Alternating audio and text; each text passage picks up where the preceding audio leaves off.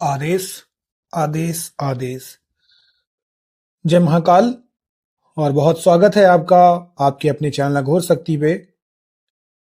आज के मेरे वीडियो का टॉपिक सवारी आने से पहले जो संकेत आपको मिलते हैं उससे रिलेटेड है।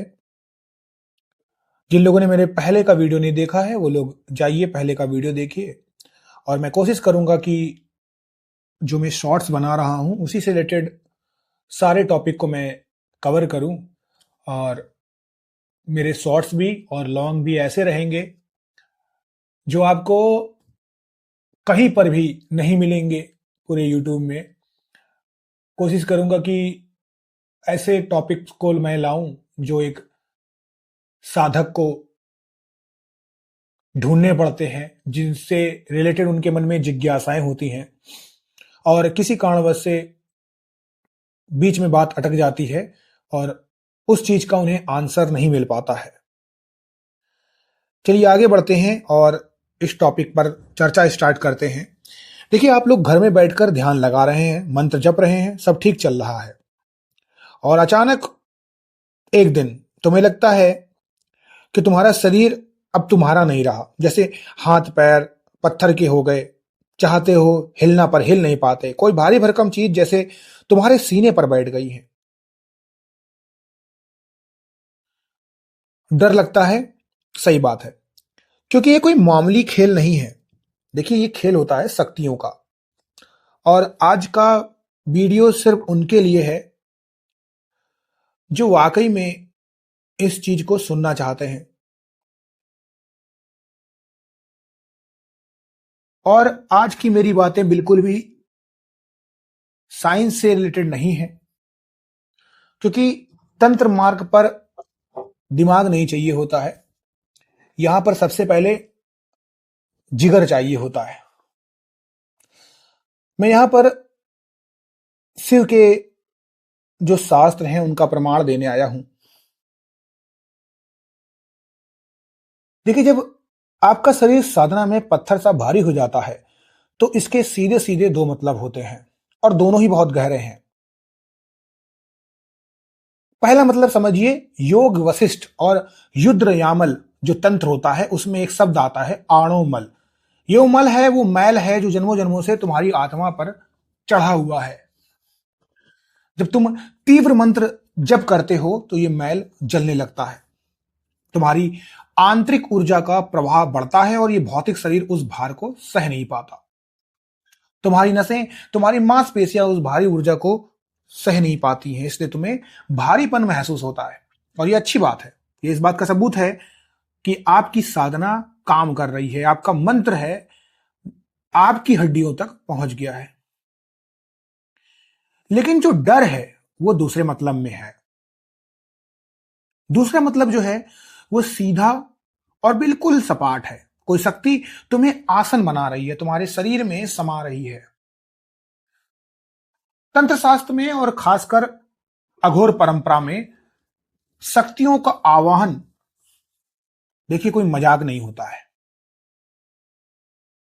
आप चाहे मां काली का मंत्र जपें या भैरव जी का मंत्र जपें, हर मंत्र की ऊर्जा अनंत है। और जब वो ऊर्जा तुम्हारे शरीर में आती है तो उसे तुम संभाल नहीं पाते। यही वो भारीपन है। लेकिन चूंकि मेरा काम आपको सही जानकारी देना है तो मैं एक चीज ये भी बता दूं कि हर समय ये सवारी देवता या देवी की नहीं होती है। जब भी कोई शमशान में साधना करने वाला अघोरी होता है तो वो जानता है। और ऐसे ही ठीक जब तुम घर में बैठकर तंत्र के अघोर मंत्रों का जाप करते हो तो तुम अनजाने में एक द्वार खोल देते हो। और उस द्वार से सिर्फ देवता नहीं आते हैं, बल्कि आसपास की जितनी भी आत्माएं होती हैं, चाहे जिन्न हो बैताल हो, क्योंकि तुमको पता ही नहीं है कि उस पार है क्या। और इसीलिए मैं अपने हर वीडियो में हमेशा जोर देता हूं कि भाई सुरक्षा घेरा लगाओ, सुरक्षा घेरा लगाओ। पहले के मेरे बहुत सारे लॉन्ग वीडियोस पड़े हुए हैं, आप देख लीजिएगा। तो सुरक्षा घेरा जो होता है ना, वो अगर कमजोर है और अगर तुम्हारे गुरु समर्थ नहीं है या आपने गुरु दीक्षा नहीं ली है, तो ये जो भारीपन है, अभी तो ये क्षण भर का है, लेकिन ये किसी भटकती आत्मा के वश में बहुत जल्दी हो जाएगा, यानी तुम्हारे शरीर पर कब्जा हो जाएगा और वो तुम्हें अपनी ऊर्जा से दबा देगी। वो तुम्हारे शरीर के जरिए कुछ पाना चाहती है, कंठ से तुम्हारे उसमें आवाज नहीं निकलेगी, आंखों के सामने अंधेरा छा जाएगा। ये सब उस सवारी के आने की चेतावनी हो सकती है। सारी बातें मैंने आपको बता दी, पर सवाल यही निकल के आता है, तो क्या साधना छोड़ दे? नहीं, बिल्कुल भी नहीं। देखिए, सबसे पहली बात, जब भी कोई साधक अघोर पंथ में आता है और आपने अघोर शक्ति चैनल को ज्वाइन किया है, तो चैनल का मतलब ही वही है, शिव और शक्ति। तो फिर यहां पर डरने का मतलब ही नहीं है, क्योंकि डरना अघोरी का काम ही नहीं है। अघोरी को हर चुनौती को स्वीकार करना है। बस मैं आपसे यही कहता हूं कि बिना समर्थ गुरु के पहली बात तो इन रास्तों पर आप कदम मत रखिएगा, क्योंकि गुरु का हाथ ही वो सुरक्षा कवच है जो तुम्हें उस भारीपन से बचाएगा। गुरु तुम्हारे आधार चक्र को मजबूत करते हैं ताकि तुम उस ऊर्जा की शक्ति को सह सको। दूसरी बात, अपनी प्राण प्रतिष्ठित जो वस्तुएं होती हैं उसी का उपयोग करो। अगर तुम्हारे पास रुद्राक्ष की माला है या कोई यंत्र है तो उसे पास रख लो, वो नकारात्मक शक्तियों को सोख लेगी। और सबसे जरूरी बात है भाई, भय को छोड़िए, यानी डर को छोड़िए। अगर आपको डर लगता है ना, तो ये जो नकारात्मक शक्तियां हैं ये आपको निगल जाएंगी। या तो आप साधना के मार्ग में मत आए, या तो फिर अगर आप मार्ग में आ रहे हैं तो अपने जिगर को, अपने कलेजे को मजबूत करके आए, क्योंकि अगर आप भगवान के भरोसे सब कुछ कर रहे हैं, भगवान पर विश्वास करते हैं, तो फिर उसमें निगेटिव एनर्जी की कोई गुंजाइश नहीं है। अब फैसला आपका है, आप घर में बैठकर सिर्फ तमाशा देखना चाहते हैं